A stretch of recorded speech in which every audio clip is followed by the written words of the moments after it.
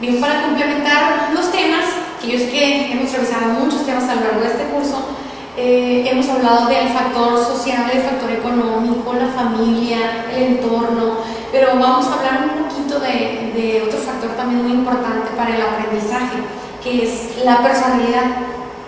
Este esquemita que les voy a presentar es de un autor que se llama César Ramírez Cavazza. Ustedes lo pueden consultar cuando gusten. Es un libro de seguridad e higiene industrial, pero es un esquema para explicar por qué las personas se comportan de cierta manera. Entonces a mí me pareció muy sencillo y quise compartirlo. El primer punto que tenemos que contemplar para hablar de la personalidad, pues obviamente es el individuo. El individuo se compone de ciertos factores que ahorita vamos a ver todos, cada uno de ellos. Vamos a ver el temperamento, el potencial, el carácter, la motivación, y hablando un poquito del psicoanálisis que mete el autor, el yo. Y esto en conjunto viene a conformar lo que conocemos como personalidad, pero vamos a ver así brevemente cada uno de los componentes. Primeramente, pues el individuo. Dice que es el resultado de la interacción de ciertas características que lo definen, como ya vimos, el temperamento, el potencial, el carácter, la motivación, el yo y obviamente la personalidad. El primer punto es el temperamento. Nos vamos a regresar un poquito a nuestras épocas de secundaria, cuando hablábamos de los sistemas funcionales que componen el cuerpo humano, que es el mesodermo, el endodermo y el ectodermo. El temperamento es la parte de la personalidad con la que el individuo nace. Este no se puede eliminar, se puede modificar, se puede controlar, pero no lo podemos eliminar. Es algo con lo que nosotros ya venimos, como decimos, de paquetito. El mesodermo, o sistema óseo, muscular, circulatorio y adiposo, origina un sistema de coordinación motora. Si predomina en el sujeto, entonces este tiene un carácter atlético. Estos factores determinan las diferencias tanto físicas, biológicas, internas y externas, ¿no?, del individuo. El endodermo está formado por el sistema visceral, las glándulas, órganos internos, formación reticular y gran parte del encéfalo anterior. Si predomina en el individuo, da por resultado un temperamento sentimental o pícnico. Aquí hablamos de las personas simpáticas, agradables o emotivas, ¿no?, las personas más cariñosas, las que demuestran más sus emociones. Y el ectodermo está formado por el sistema neuronal, los sentidos y el tejido epitelial. Cuando predomina, el individuo posee un temperamento asténico o de pensamiento, que es el que determina la facilidad que tenemos para aprender o la rapidez con la que el individuo puede aprender. El siguiente factor es el potencial. Se proviene de la capacidad funcional de los sistemas que ya vimos en la diapositiva anterior, que definen el temperamento y se traducen en una energía vital clasificada de la siguiente manera: energía mental o capacidad de pensamiento generada por el ectodermo. Esta energía evoluciona hasta transformarse en información. La inteligencia como hecho establece el grado de energía mental que posee el individuo y su capacidad de utilización en la solución de problemas. Pero también a veces existen otros factores que determinan, no nada más esa energía mental, que determinan el que el sujeto pueda o no aprender. Entonces ahí es cuando entra el entorno en el cual el individuo se desarrolla. La energía afectiva o capacidad de sentimiento generada por el endodermo tiene como resultado mensurable la simpatía, la cual es la capacidad de relacionarse con sus semejantes.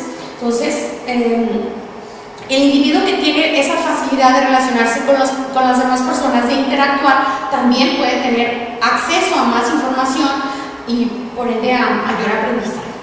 La energía física o capacidad de movimiento generada por el mesodermo da como resultado la fuerza, que es el parámetro de la energía física poseída por el sujeto. La energía física se refiere a la fuerza bruta, la fuerza física que nosotros tenemos, ¿no? Regularmente los varones o los hombres tienen más energía física que las mujeres, regularmente, no es una regla, ¿ok? El siguiente es el carácter.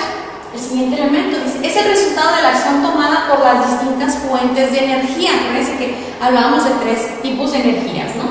Al descargarse frente a los estímulos del entorno. Entonces el carácter es la forma en la que el individuo responde ante ciertos estímulos, es lo que nosotros podemos observar, y de ahí es cuando empezamos a etiquetar a las personas como agresivo, simpático, corajudo, agradable, cariñoso, etc., ¿no? En base a su capacidad de respuesta podemos decir que existen 3 tipos de sujetos. Los primeros, los sujetos activos o pasivos, y se determina su agresividad o pasividad orientando la acción correspondiente. Esto está determinada por la energía física, ¿no? Si tenemos mucha energía física, somos activos; si tenemos poca energía física, somos pasivos. Luego están los emotivos o rígidos. La reacción señalada genera estos caracteres según cantidad e intensidad. Entonces, esto tiene que ver con la energía afectiva. Si el sujeto tiene mucha energía afectiva, son emotivos; si tiene poca energía afectiva, son rígidos. Y luego están los primarios y secundarios. Se reaccionan ante estímulos últimos y anteriores respectivamente, y tiene que ver con la capacidad de respuesta inmediata de los individuos. Entonces esta tiene que ver con la energía mental. Se supone que alta energía mental nos vuelve primarios y poca energía mental nos convierte en secundarios. No significa que las personas secundarias tengan necesariamente dificultades para aprender, sino sencillamente que aprenden con menor agilidad o menor rapidez que los primarios, pero todos, a excepción de si tenemos algún problema neuronal que impida nuestro desarrollo, nuestro aprendizaje, todos tenemos exactamente la misma capacidad de aprendizaje. Y está un factor muy importante, que es la motivación. Entonces, podemos tener todas las características, las habilidades, las energías necesarias para hacer algo, para aprender, lo que sea, pero si no tenemos la motivación para hacerlo, pues de nada nos va a servir todo ese potencial que tenemos, ¿no? La motivación, dice, nace de las necesidades del individuo producidas por un elemento desequilibrante, el cual desplaza las reacciones internas hacia su adquisición y satisfacción. Entonces, ese elemento desequilibrante se llama necesidad. Si al sujeto no le creamos una necesidad, entonces no se va a motivar. O si él mismo no tiene una necesidad, entonces no se va a motivar a aprender. Otro elemento que pone el autor aquí, haciendo un poquito de alusión al psicoanálisis de Sigmund Freud, es el yo, y lo mete como otro factor de la personalidad para hablar del estado de madurez que el individuo tiene, ¿no? El autor lo relaciona con la edad, pero algunos otros que han utilizado este esquema no necesariamente hablan de que tiene que ser una edad biológica para estar en alguno de estos estados, ¿no? El yo, dice, es la integración de todos los componentes internos del individuo, igual que un sistema donde todos los componentes se interrelacionan, creando una imagen determinada del mismo, con sus características propias. Es el cómo nosotros nos vemos y el cómo también nos ven los demás. Entonces, se dice que existen 3 estados diferenciados del yo. El primero es el estado niño.